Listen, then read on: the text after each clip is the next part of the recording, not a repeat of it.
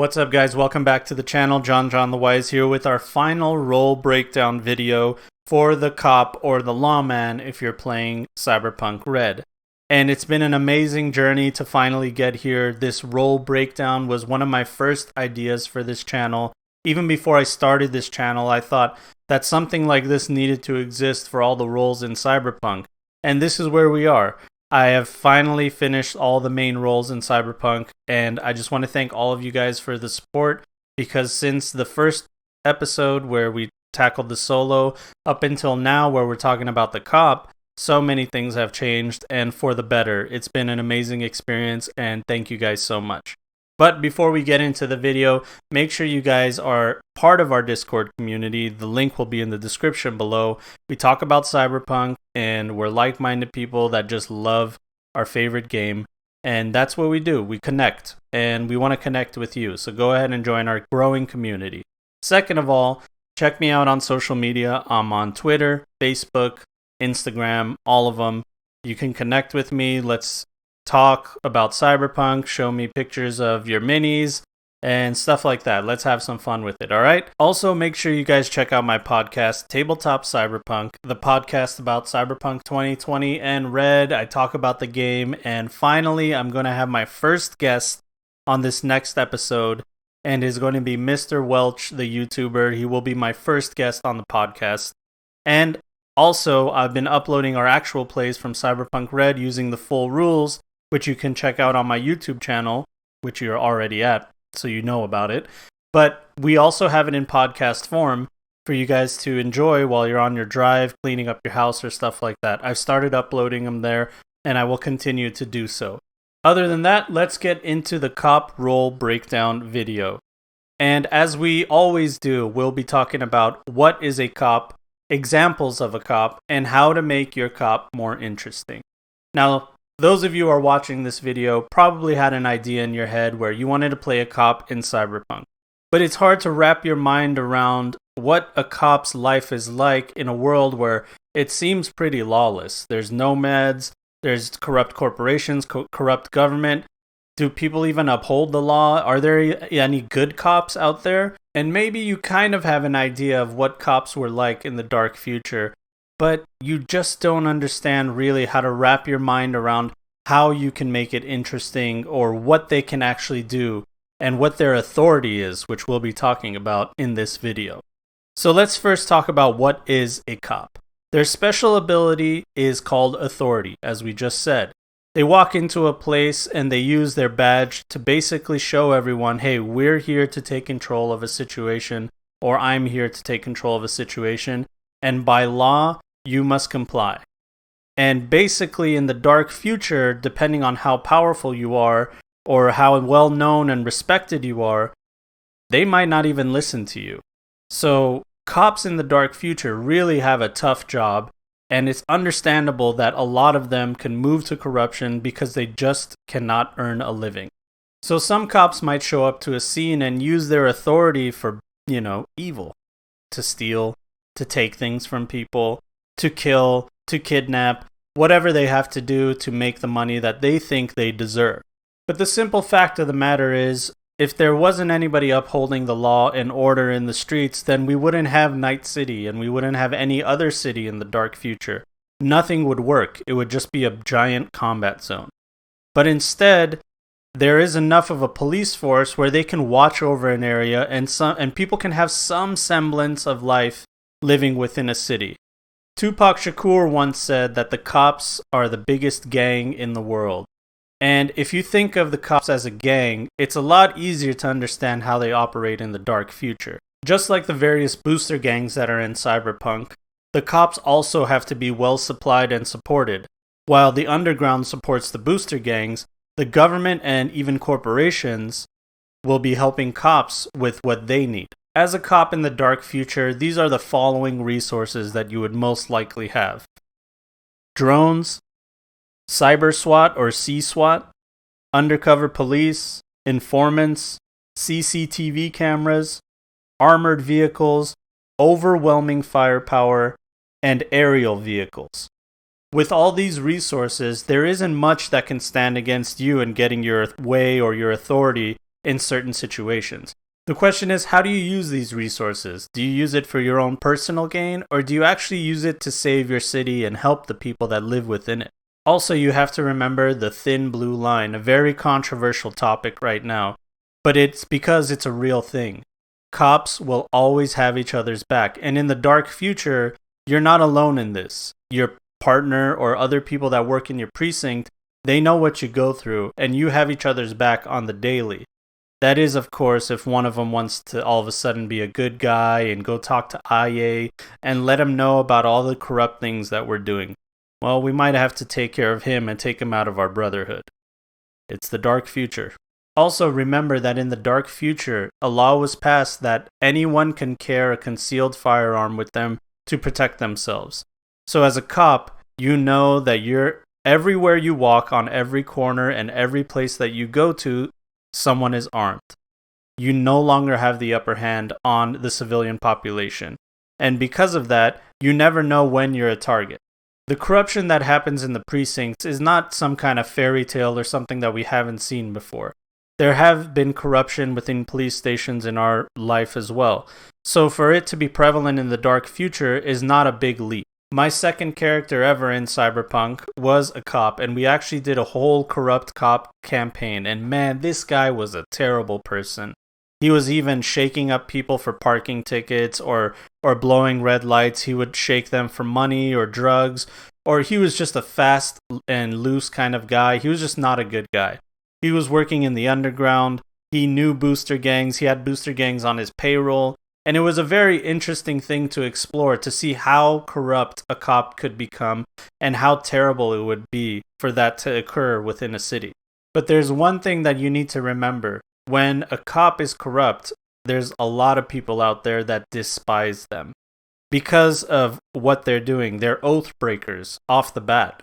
And because of that, you'll have a lot of enemies. My character Marcus, the corrupt cop, he had a lot of enemies, and the enemies list kept growing and growing as the campaign went on. And eventually, it didn't look good for him. The good guy cop, on the other hand, does not last very long either. Because one day, they're going to see something they weren't supposed to see, something their partner does on the side, and all of a sudden now it has become a revelation, and you've seen it. Now, you're in danger. Unless you play ball, you can make some money. Come on, take a cut. Why are you going to say anything? Come on, let's work together on this.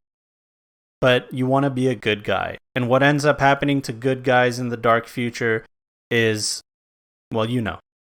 So now let's move on to talking about examples of a cop.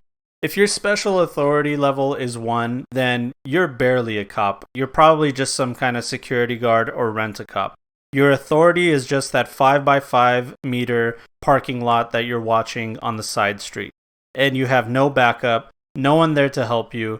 You're basically not respected within the streets. If your authority level is 5, you're way more respected. You have gone through the ringer, you've gone through the academy, you have a bunch of cases under your belt, you're a beat cop or maybe you're a detective, it doesn't matter. At this point, you have all the support of your precinct, you have the trust of the police officers that are near you, and you're ready to go catch the bad guys. At an authority level 10, there isn't anywhere in the city where you can't walk in, flash your badge, and have everybody do whatever the hell you want them to do.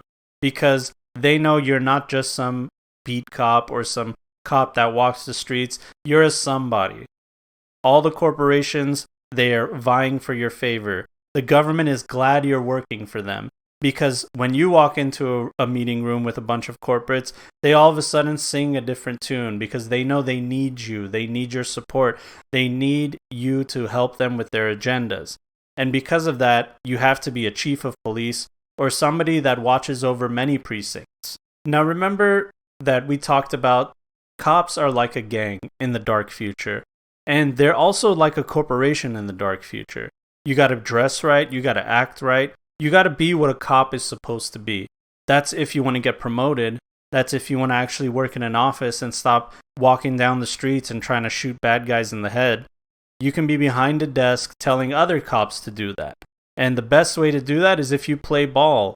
Don't snitch on other cops. Make sure you turn a blind eye. In fact, take a little bit too so they can trust you even more. If you do a little bit of crime with them, They know, okay, this guy's cool because now we have dirt on him. He has dirt on us. We're even, right? Sometimes you got to do the uncomfortable thing if you want to move up in a corporation, and it's no different for cops. Just remember when you're out there, it's not about the truth, it's what you can prove. And make sure that they can't prove shit. Now let's talk about how you can make your cop more interesting, with interesting ideas of alternative kind of cop roles or campaign ideas. The first one, of course, is just like the second character that I ever made, a corrupt cop. I really recommend the corrupt cop campaign. It will send you places where you will be uncomfortable, where it'll be fun to explore, and the ideas that wrap around your head. You don't have to be a bad person to play a bad person in a game. You could just explore those ideas and think, what would the character do in this situation? The balance with a corrupt cop is you got to make sure you're not too flashy, you're not doing too much crime, that you're bringing too much attention to yourself, which is exactly what my character did. He brought too much attention to himself. An IA agent started investigating him, and then he killed the IA agent, making it even worse for him. So while a good cop's only obstacles are the bad guys, a corrupt cop's obstacles are the bad guys and the good guys. The next idea about a cop is called the Punisher. And just like the Marvel comic, this cop goes around making sure that he punishes the people that got away, the ones that got away at court. They had the best lawyer, they had all the money in the world, and they got away with the crime that they committed. Or they just knew how to bribe the right judge, and so on. Because of that, which I'm sure it happens a lot in the dark future, because of that, you can play this really awesome campaign where you literally go around hunting these people down. And instead of using the authority of the police department or the precinct that you work in, you're using the authority that you command just by the fear of your name, the fear of you being there, the fear of what you're going to be doing to these criminals that have gotten away. Let's say you want to get out of the city, you want to go into nomad territory, wasteland territory, or a place where it's not a free state, so it's really hard to understand how the police work there. You could be a bounty hunter or a federal marshal, going all state to state looking for the person that you need to because they got away. And with that whole campaign in itself can be all kinds of adventures, going all around the country looking for the people that you need to look for, and you're a part of one of the last bastions of authority in the United States or whatever country you guys play in, where the government has given you the authority and the license to kill and capture the people that they sent you to take. This next one is interesting, but it could be very dangerous. You could have a whole Sea SWAT campaign where you and your buddies are cyber SWAT team, and you go around putting down rabid cyber psychos within the city or outside the city. It's up to you how big the scope is going to be. But the idea is you're the last line of defense against these crazy psycho killers that are inhuman, and you're the only ones that can take care of them. There can be all kinds of cool conspiracy theories and lies, and you come up onto a cyber psycho, you kill them, and then your GM has decided that you find a clue about them that shows that the government's making these cyber psychos, that they were let loose on purpose or an accident or something.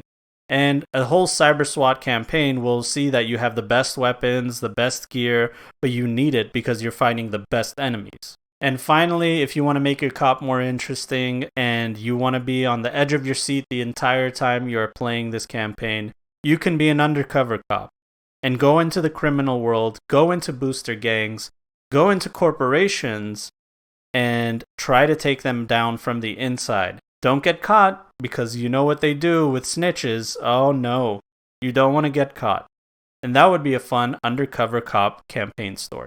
Well guys, I hope you enjoyed this video and the cop role breakdown. And I thank you guys so much for being a part of this community and this channel. I've got more ideas for role breakdowns because there are alternative roles within the Cyberpunk 2020 rule books, the splat books, and there's also going to be a lot to talk about once Red comes out. And I can't wait to talk to you guys about more Cyberpunk in the future. Thank you. We'll see you on the next one. Bye bye.